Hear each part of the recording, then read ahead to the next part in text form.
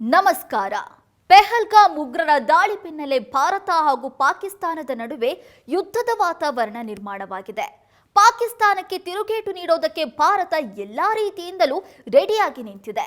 ಈ ಹೊತ್ತಲ್ಲಿ ಭಾರತಕ್ಕೆ ಮತ್ತೊಂದು ಗುಡ್ ನ್ಯೂಸ್ ಸಿಕ್ಕಿದ್ದು, ಇಂಡಿಯಾಗೆ ಪಾಕಿಸ್ತಾನದ ಬಗ್ಗೆ ಇದ್ದ ಒಂದೇ ಒಂದು ಆತಂಕ ಇದೀಗ ಕಮ್ಮಿಯಾಗಿದೆ.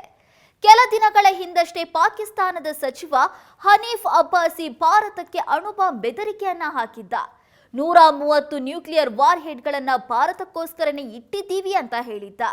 ಇದರ ಬೆನ್ನಲ್ಲೇ ಭಾರತ ಹಾಗೂ ಪಾಕಿಸ್ತಾನದ ನಡುವೆ ಪರಮಾಣು ಯುದ್ಧ ಅಂದ್ರೆ ನ್ಯೂಕ್ಲಿಯರ್ ವಾರ್ ನಡೆಯುವ ಸಾಧ್ಯತೆ ದಟ್ಟವಾಗಿದೆ.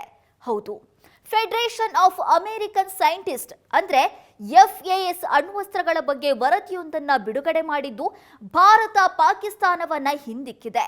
ಕಳೆದ 2 ದಶಕದಲ್ಲಿ ಇದೇ ಮೊದಲ ಬಾರಿಗೆ ಭಾರತ ಪಾಕಿಸ್ತಾನಕ್ಕಿಂತ ಹೆಚ್ಚು ನ್ಯೂಕ್ಲಿಯರ್ ವಾರ್ ಹೆಡ್ಗಳನ್ನ ಹೊಂದಿದೆ. ಭಾರತ 180 ನ್ಯೂಕ್ಲಿಯರ್ ವಾರ್ ಹೆಡ್ಗಳನ್ನ ಹೊಂದಿದ್ರೆ ಪಾಕಿಸ್ತಾನ 170 ವಾರ್ ಹೆಡ್ಗಳನ್ನ ಹೊಂದಿದೆ ಅಂತ ಅಂದಾಜು ಮಾಡಲಾಗಿದೆ.